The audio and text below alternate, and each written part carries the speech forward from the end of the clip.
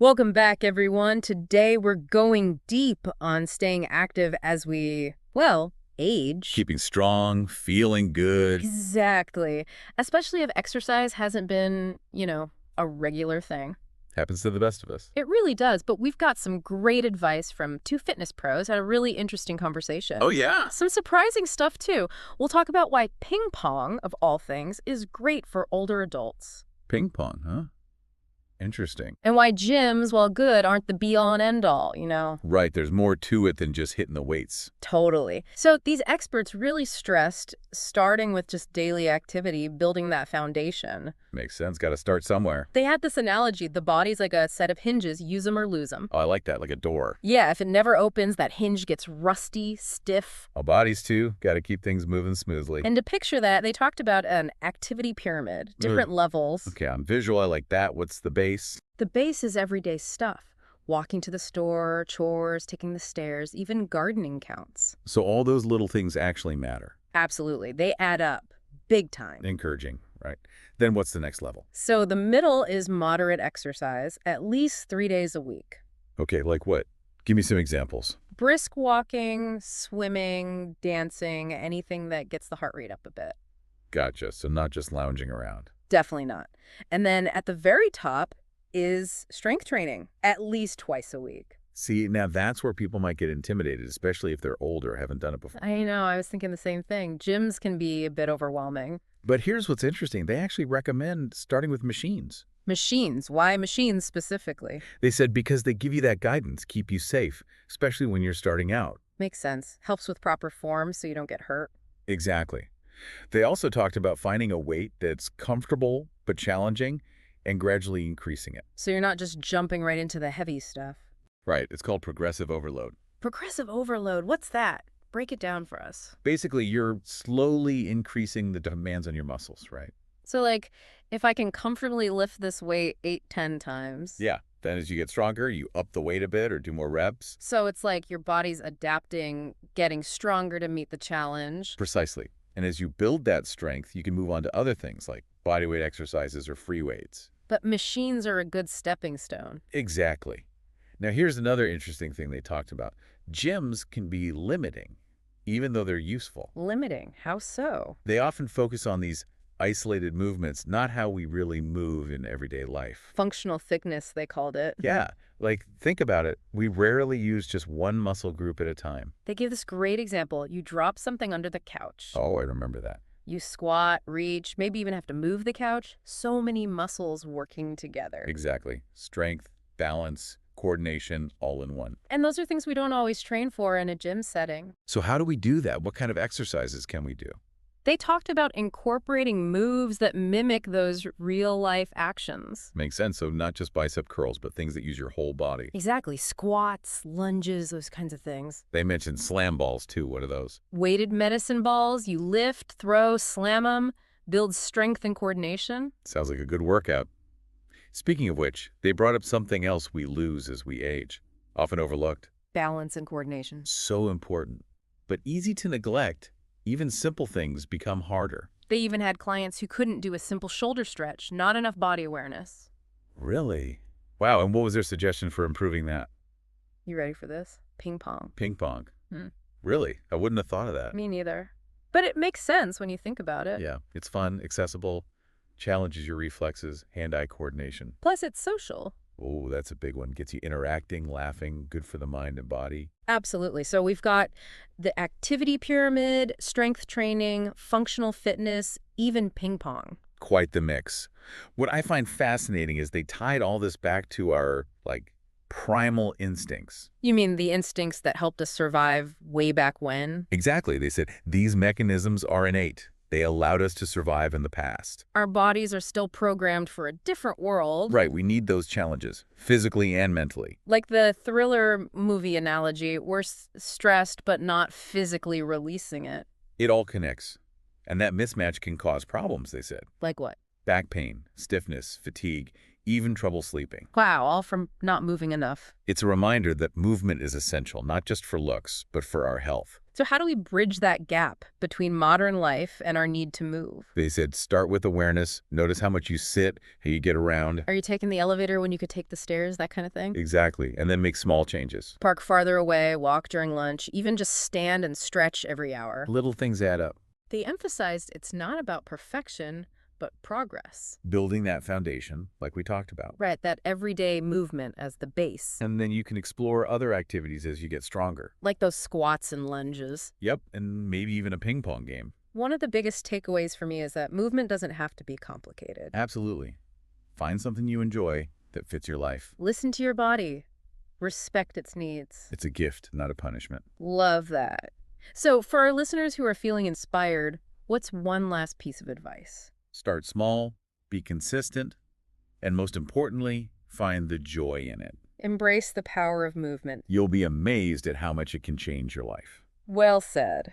So that wraps up this first part of our deep dive. We've covered a lot. We have, from activity pyramids to ping pong and everything in between. But before we move on, we need to unpack one more idea that really resonated with me. Ooh, I think I know what you're talking about. The one about modern life hijacking our movement. That's the one. They used a really powerful analogy to get this point across. Oh yeah, the thriller movie one, right? You got it. In the past, those thrills were things like, I don't know, facing a lion or an enemy tribe. Things that got us moving, using our whole bodies to survive. But now it's more like binge watching a show or a stressful work deadline. Keeping us glued to our chairs. And they pointed out that this disconnect can lead to some serious problems. Like what? Well, they mentioned things like chronic back pain, feeling stiff all the time, and even trouble sleeping. It's crazy to think that just not moving enough can have such a huge impact on us. Makes you realize how vital movement is. It's not just about vanity, it's about keeping our bodies functioning right. Right, and they said even if you do work out but spend the rest of the day sitting, you're still missing out. That's where the activity pyramid comes back in, right? It's about consistent movement throughout the day. Exactly, weaving it into our lives, not just a one-and-done thing. So for our listener who might be wondering, okay, this all sounds good, but where do I even start? Well, I think the first step is just becoming more aware, right? Pay attention to how you move throughout your day. Are you mostly sitting? Are you always taking the easy way out, like the elevator instead of the stairs? Once you have a handle on your habits, you can start making those little tweaks. Park a bit farther away from the store, take a walk at lunch, get up and stretch every hour or so. It really doesn't take much. And they said, as you move more, you'll probably notice more energy, less stiffness, even sleep better. It's amazing how interconnected it all is, our physical well-being and how much we move. And once you get some momentum, you can start exploring other things you enjoy. Maybe it's joining a dance class, taking up gardening, heck, even that ping pong game. Exactly. The key is finding something you'll actually stick with. Something that makes you feel good, not like a chore. Movement should be a celebration of what your body can do, not a punishment for something you ate. I love that. Embracing your body and enjoying the process of getting stronger and healthier. And that's such a powerful message, it takes the pressure off achieving some perfect ideal. It's about the journey and how it makes you feel. And remember, it's never too late to start, no matter your age or fitness level. Absolutely. It's about progress, not perfection. And if you need some help, don't be afraid to seek it out. There are so many great resources out there, trainers, classes, online programs. A whole community of people passionate about movement and helping others experience its benefits. So, as we wrap up this first part of our deep dive, let's leave our listeners with something to ponder. I like it. Get them thinking. Take a look at your daily routine. Where can you add more movement? Great question. Maybe walk to the store instead of driving? Take the stairs more often. Maybe even give that ping pong table a try. Find those little opportunities to move. Challenge yourself. I'm already thinking about where I can sneak in more steps today. Me too. Yeah. Because movement is a gift, it's a way to honor your body, boost your mood, live a more vibrant life. And like we've heard today, it's never too late to start. Embrace the power of movement. See what your body can do. Great advice. Well, that's it for this part of our deep dive, but we'll be back next week with even more on movement and aging. Looking forward to it. So until then, stay curious, keep learning, and most importantly, keep moving. See you next time. You know that question about adding movement? It got me thinking. Oh, yeah. About what? It ties into something else the experts brought up about even if we work out. But spend the rest of the day sitting. It's not enough. Exactly. Our bodies want to move consistently, not just in those short bursts.